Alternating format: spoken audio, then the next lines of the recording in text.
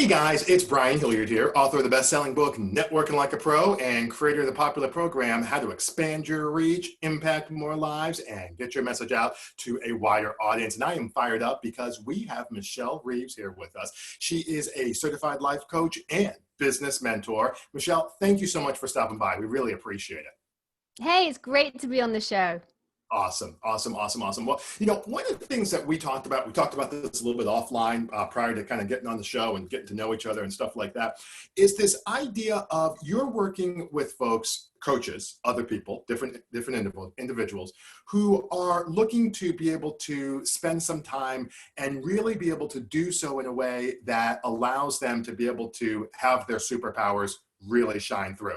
I know for me personally, I work with a lot of coaches and it can almost feel like you're in the doldrums all the time. You know what I mean? It's like you're constantly doing all of these things that you may or may not want to be doing because when you signed up for your business, you just have to do them. But what you talk about is some different systems and processes and things like that for them to be successful. Talk to us a little bit about your 6-point system and maybe the workflow and just kind of how that works at the 50,000 foot level so we can get a feel for where it is you're coming from.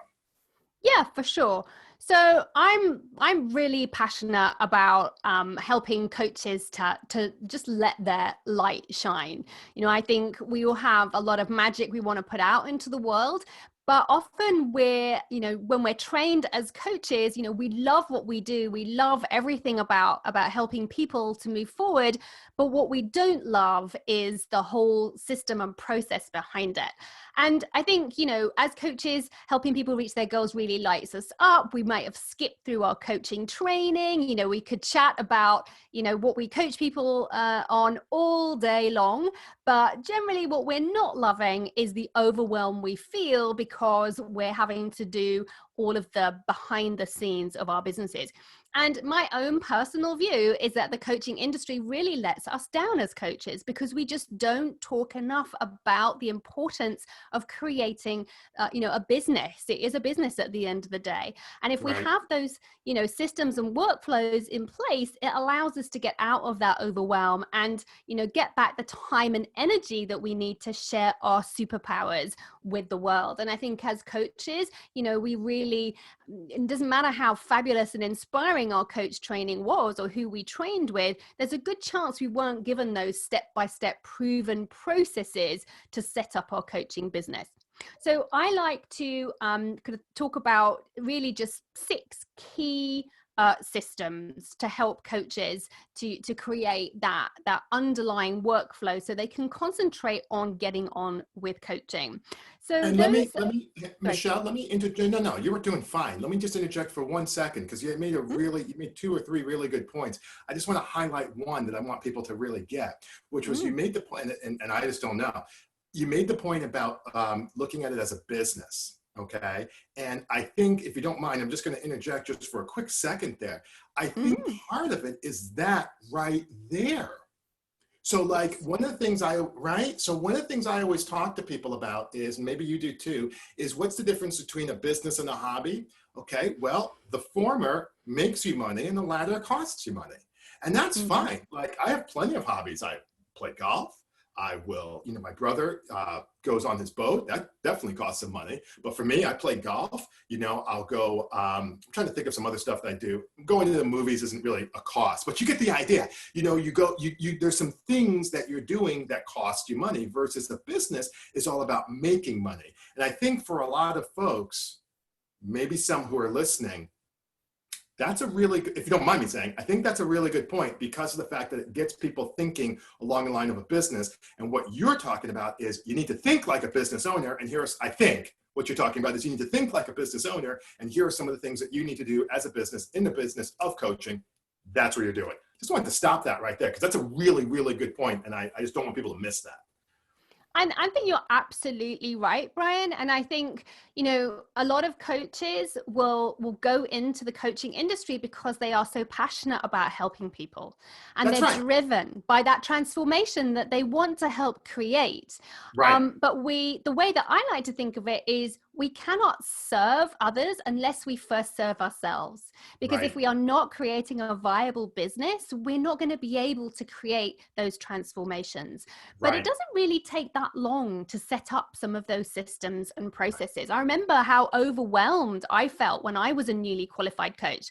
I was so excited about going out there and helping people and looking for my ideal clients and really just getting on with the coaching. And then when I realized that I just didn't know what those systems were that I had to have to kind of make it a viable business, I felt really let down, if I'm honest. And that's why I started to put these systems in place. And now I help other coaches and also business owners who are not coaches to Right. have these fundamental business systems, because a coaching practice is a business, it's a service-based business like any other. And we need to Right. be mindful of that when we go into coaching. Gotcha. Okay, so continue. That was really good. Talk about your six. I'm not telling you what to do, but continue with your point on what you were talking about. Yeah, for sure. So the 6 systems that I like to talk about, they're not anything too scary for people. I just think it's important to have them laid out. So let's go through them one by one. So the first Okay. one is product systems. So when we think about coaching, we often just think we're going to jump on the phone and we're going to have a great engaging conversation with people. But what we need to remember is that when people are looking for a coach, they're looking for a particular reason to work with you. So they're looking for a solution to a problem that they have. And the way we communicate that as coaches is through our products and our programs. So having a system for that, being really clear who we're trying to work with, who is the right client for us. And importantly, as coaches, I think it's important to understand who we don't want to work with. And Right. sometimes that only comes with experience, to be fair. Right. But then being really clear, what are the programs we're offering? What are our passive income products potentially that give us the separate income streams that we need to make it a viable business? Often, particularly now, we're recording this as we're in the pandemic. Sometimes you get into situations where people don't have the income to be able to spend on like high level coaching programs. But that Right. doesn't mean as a coach that you can't help people to move forward in other ways. So Right. having these kind of product systems and workshops, virtual workshops, starting a podcast, for example, these are all ways that we can touch people and create transformation in such a way that when they are ready and able to work with us, they can do that. But kind of just hoping that that someone will jump on a call with us, I think is the way we can sometimes start out. But it really gives us that confidence when we know what we're selling and who we're selling it to. Yeah, I think that's a really good point, just to jump in for a second, that idea of the who, and inside of the who is the what, which you're defining as the product, which is obviously correct. And I think a lot of times what happens, I can tell you a personal growth for me was I was reading and I was just doing this. So I've been doing this since 2001. So I had a pretty good idea of what I was trying to do, or at least that's what I think. I still think that. But I was looking at I was doing some, so we were talking before, as you know, I'm running my Facebook ad campaign, right? So I am doing a campaign for that. And I've got a coach that I'm working with. There's actually 2. One, his name is Omid. The other's name is Marshall. Marshall's down in Houston. Omid's out in the UK. And one of the things that we looked at was this idea of who is it that we're trying to target. So for me, I'm at the stage where I'm trying to scale my business. So, I've been doing some things. I've got clients. I've been doing, I think okay and doing well. And then now it's time. All right, well, what can we do to scale it? So my point for all of that is that you really have to get serious when you're doing that about what I call your buying market, the who that you were talking about. And the real breakthrough, I made a really, I think, breakthrough on my own thing. This was actually inspired by Russell Brunson because I was reading one of his books. Can't remember if it was Expert Secrets or Traffic Secrets. I don't remember which one. And one of the things that he said that I will recommend for everybody, and maybe you would agree with it as well, is when you're trying to figure out who the who is, actually create, I call it a buying market profile. Actually create the person, not an avatar. People think, oh, well, this is an avatar. This is my ideal client. If you want to do that, that's great. It's just not what I'm talking about. Who is a buying market profile? And that's simply the type of person who would generally, notice that word, generally want to work with you. To your point, what kind of problems do they have? Where do they hang out? What do they talk about? What kind of language do they use? And when you do that, and that was the second point I loved that you had, when I did that, my buying market, give her a name, my buying market profile is Eleanor. So I have all these different things. I have it based off of personality types. I use the DISC model, all kinds of things. And what I do is I talk about it as if I'm going to introduce this person, like a blind date. Someone were to say, hey, listen, I've got a guy I think you should meet. And you're like, okay, well, what's he like? Right? And that, like, you would go down that discussion. Like, you wouldn't just be like, oh, I've got the person I think you should meet. Okay, well, give my number. You would ask him, what's he like? You know, and that's what you want to be doing. I think you want to be doing with the who. And then just getting back to your last point, and then I'll let you continue again, I apologize, is the idea that you have that helps you know who is your client, but the unintended benefit, and you hit the nail right on the head, Michelle, was it lets you know who's not. And sometimes, you know, as they say, it's actually in baseball, I'm a big sports fan, it's for any sporting team. Sometimes the best trade is the one you never make, okay? Mm-hmm. Which, you know, not every trade that doesn't go through is necessarily bad after the fact. Sometimes the best clients are the ones you actually don't get, because that's the situation where, am I right with that? It's, I actually had that just yesterday where I was like, I am so glad I'm not working with her. Like, you know what I mean? So anyway, I just want to jump in. I think that's a really good point. You brought some good stuff up in there. But I think it's a really interesting point you make about that. And I think if there's any new coaches listening, I would say be kind to yourself around that, because I know when I first started coaching, I worked with some clients that we didn't gel as well as I'd hoped, and they got transformation for sure, but it wasn't the coaching experience that I hoped it would be. I didn't feel that I achieved as much as I wanted to as a coach, and that was on me as much as anything. But I think that comes with experience and time, and you don't know what you don't know when you're first starting out. So I think very much, as coaches, we have to have that curiosity mindset, and there's that saying, coach thyself. But I think it's very true that kind of curiosity mindset, where we can try working with different people, and we will figure out who we like working with and who we don't like working with.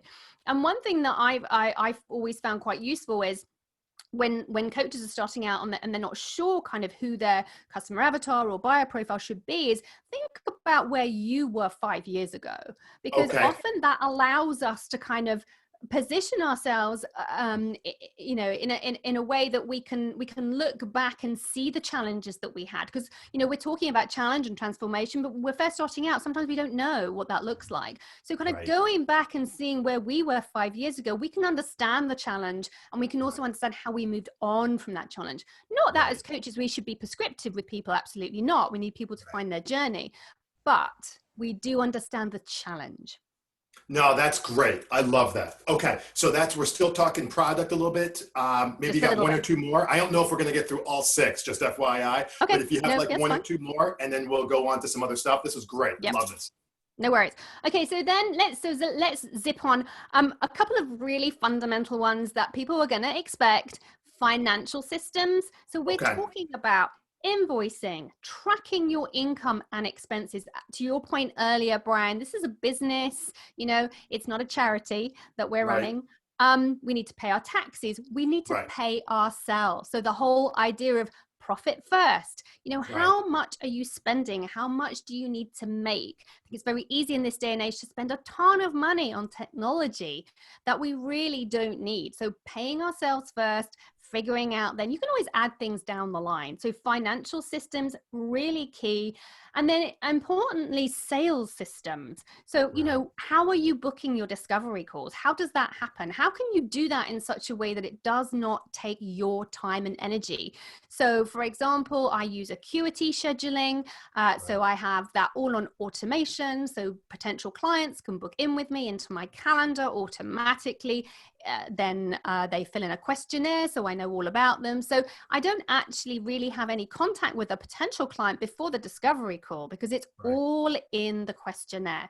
So that doesn't take a lot of time. There's none of that toing and froing backwards and forwards, zaps our energy and can take away from our freshness when we want to get on that call. So thinking about kind of your sales systems, booking, discovery calls, how to actually do a discovery call. Do you just jump on and hope for the best? Do you have a script? It doesn't even have to be, you know, step by step, but do you have a process for your discovery Right. calls? Do you Right. take your clients through a transformation that allows them to understand not only what it's like to work with you, but for you to understand what it will be like to work with your client? Just to your Right. point earlier, Brian, because I've had that experience myself.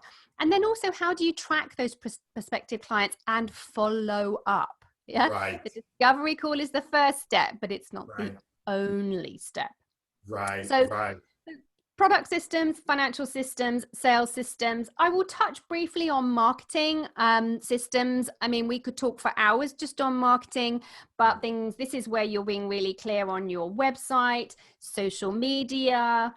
If you have a podcast, which I do recommend coaches have, because I think as coaches, you know, we love to talk, and it's a great way to create success ahead of time for people. Right.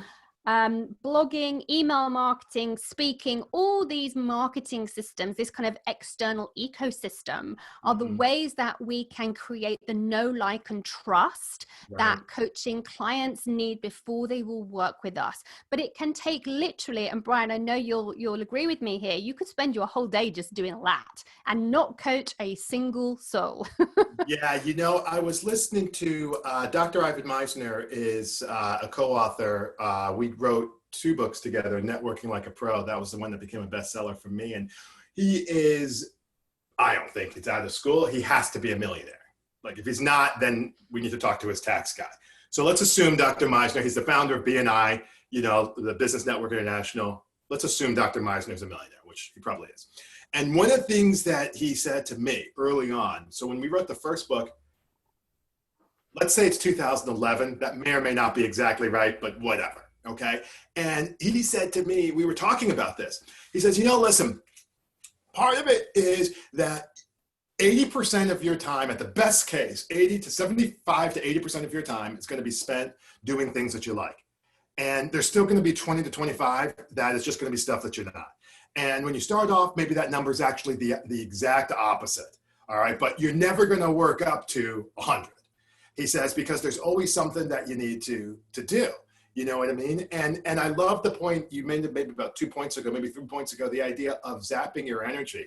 And that's a big thing for coaches. I think, you know, when you look at other businesses around the league, you see restaurants, okay. You see photographers, okay. You see, you know, dry cleaners, okay. You know, maybe for the photographers is probably not the best example, but for the 1 and 3, that's not a direct one-to-one use of, it's time, but it's not necessarily energy. So give me back that photographer one now that I've made that point. It's not necessarily energy, right? It's time, but it's not energy.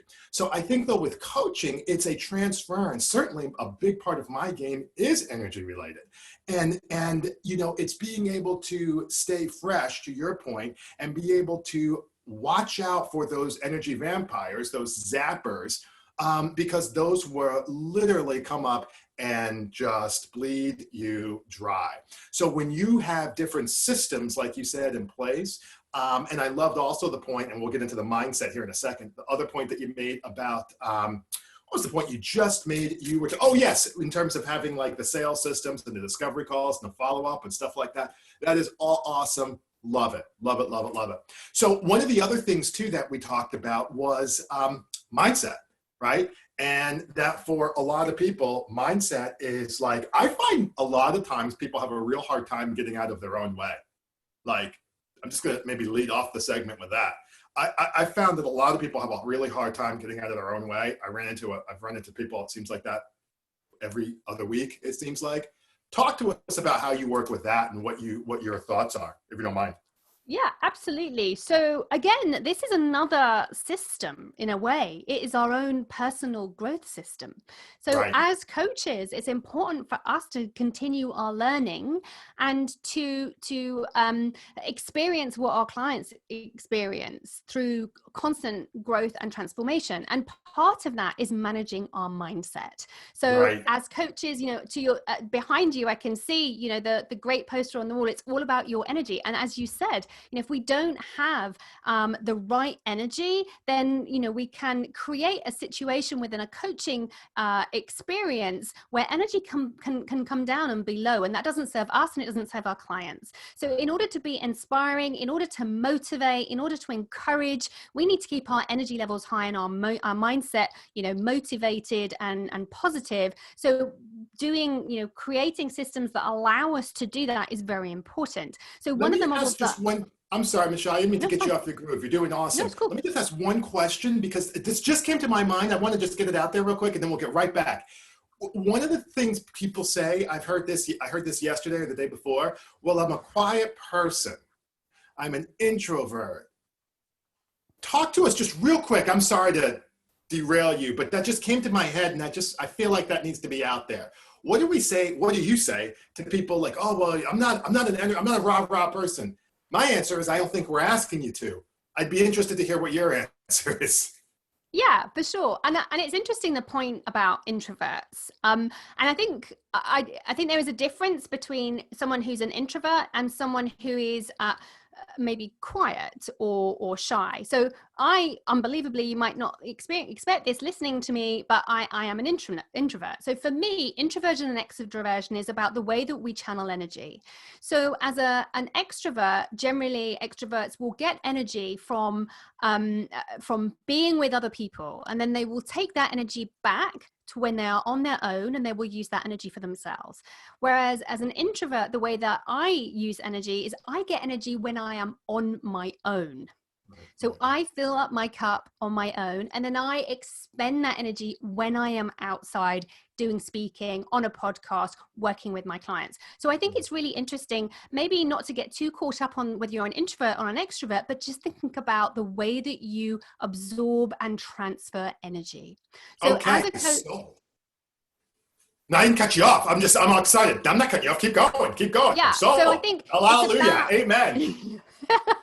So yeah, I think it's about energy. So it's about understanding, as coaches, this is all part of the personal growth system, but understanding how we absorb energy, where we receive energy from, how we store it within ourselves, and how we can then expand that out again. And that allows us to create the right systems, the way that we run our days, even the routines that we create for ourselves, that mean that when we get to that coaching meeting, we are on form. Doesn't mean we have to be all rah-rah and shouting and balloons, but we want to be listening, we want to be intent, we want to have really clear, concise processes that we're running through with those clients. We want to be listening really carefully. We can't do that when our energy is low. It doesn't mean that we have to be rah-rah, it just means that we need to be ready.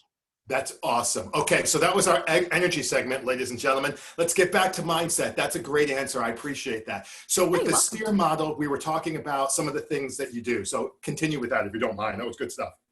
Yeah, for sure. So the STEER model is a model that I use with my coaching clients, regardless of whether they're coaches or not. And it shows how the stories we create about the situations in our lives and our work steer us towards our results. So you can use this model to help you become more aware of your thoughts and how they affect your outcomes as a coach.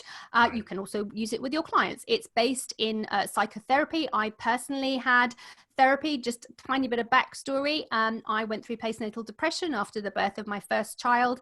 I had to go through therapy. So I went on my own personal development journey. I developed this model from the model that I was actually used with me in therapy. So there are different layers. So let's just quickly run through those layers. So, absolutely. And this is all under the auspices of, just so people are clear on this, because you and I have talked about this, I just want to make sure they're clear. So this is all under the auspices of mindset. This is under the auspices of, for some, getting out of their own way. I know that was certainly a challenge that I had. For some, it might be getting forward and actually moving, because that's not a challenge that I had, but others do have, where they've been sitting on the sidelines all this time. It's like, get up and get moving. So getting out of your own way, getting moving, mindset, go right ahead.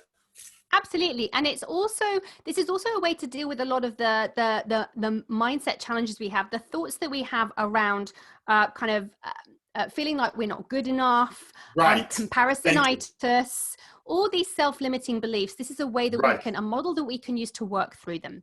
So So STEER model, it's STEAR.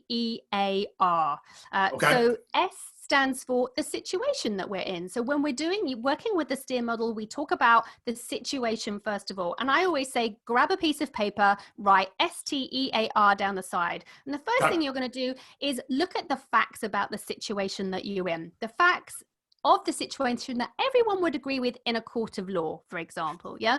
So this is not about your emotions at this stage. This is just the fact. Let's say, for example, you had a bad coaching experience with a client. Yeah. And you're feeling pretty down about it. You don't want to go back out and do your next sales call, for example. What is the situation? Well, the situation is that you had a coaching experience with a client. That's the neutral position. Yeah. Everything else is perspective and conjecture.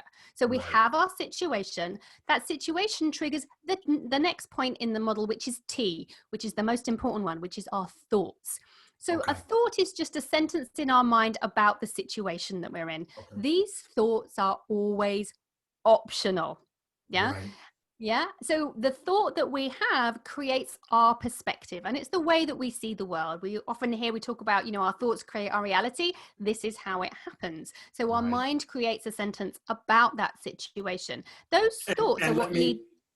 And let me just say one thing, that sentence isn't necessarily true. No. The point that I talk about a little bit is the idea of, it's almost like, in the literary books, a literary term is an unreliable narrator. So like if you ever watch like the old Alfred Hitchcock or someone, I think Alfred Hitchcock was the first one who mainstreamed that. That may or may not be right, but that's what I think.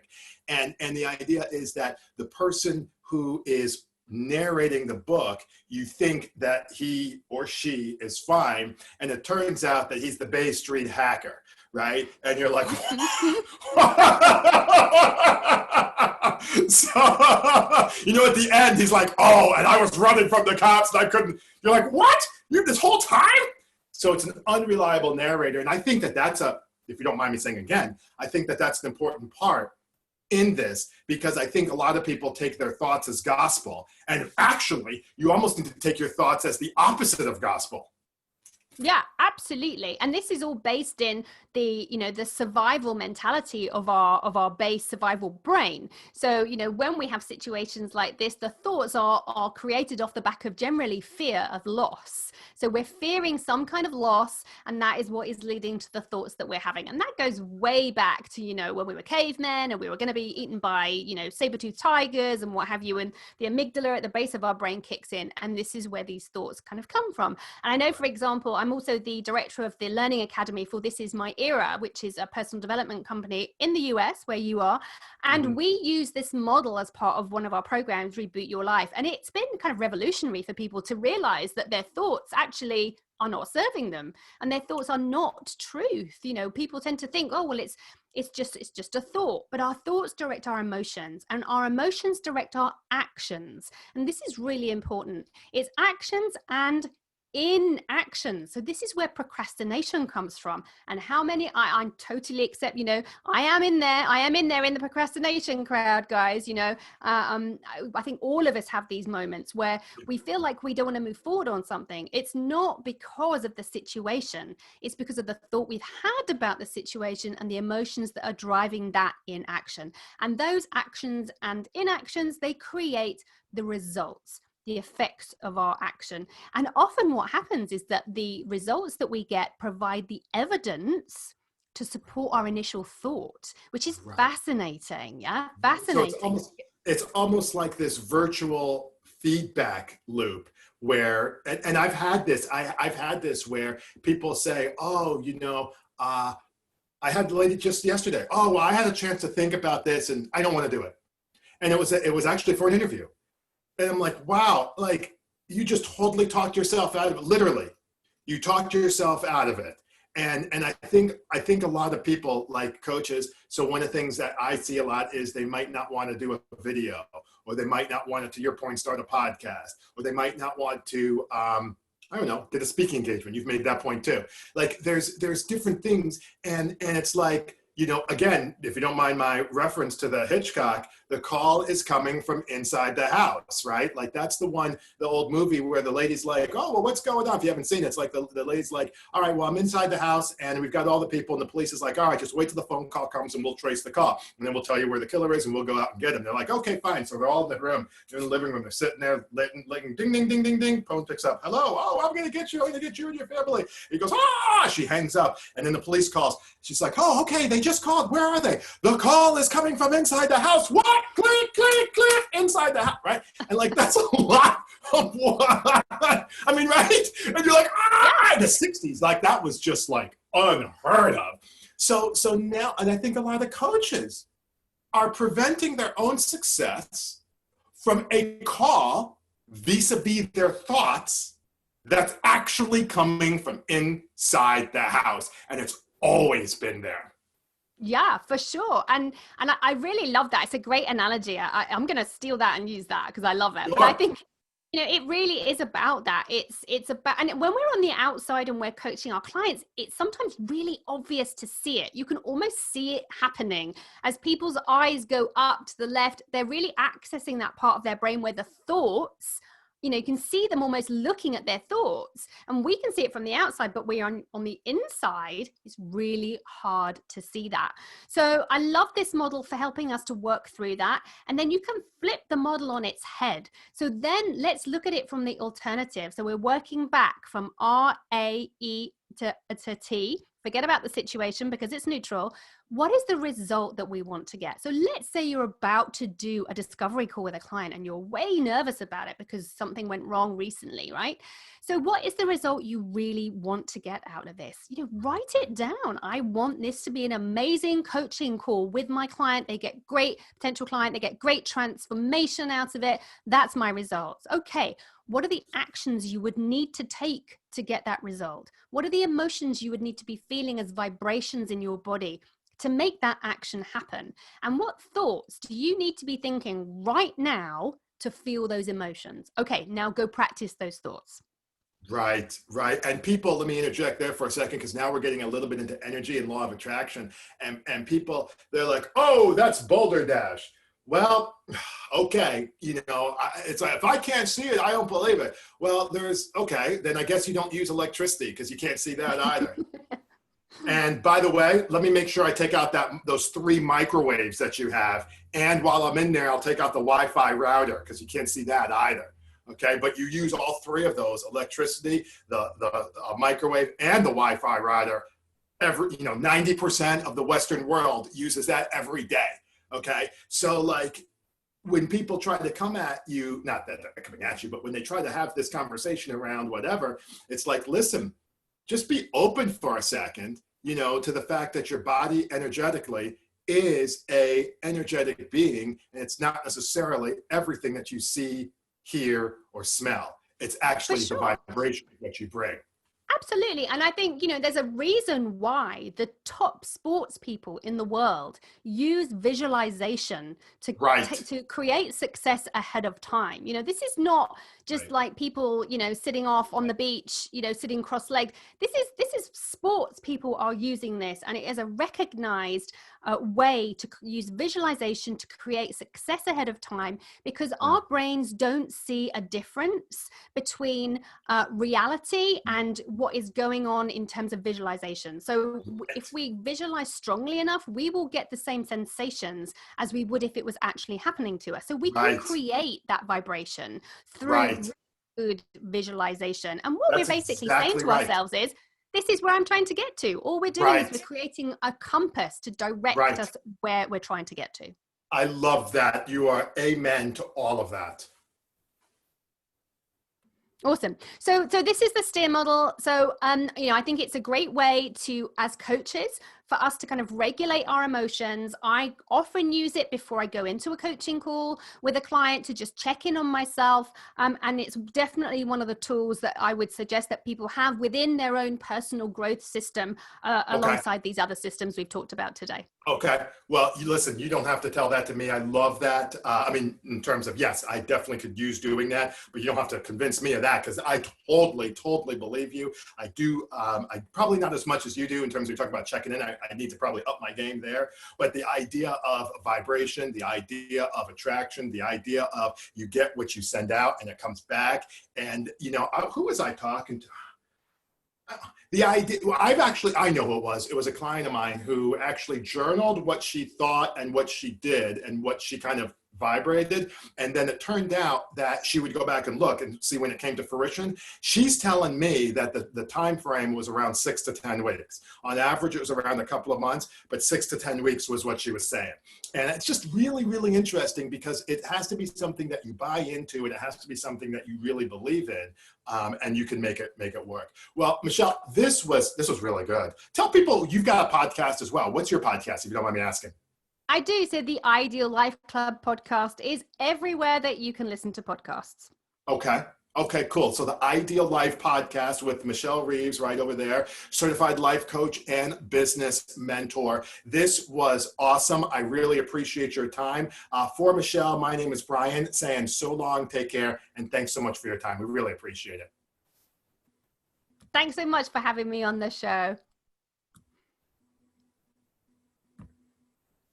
All right.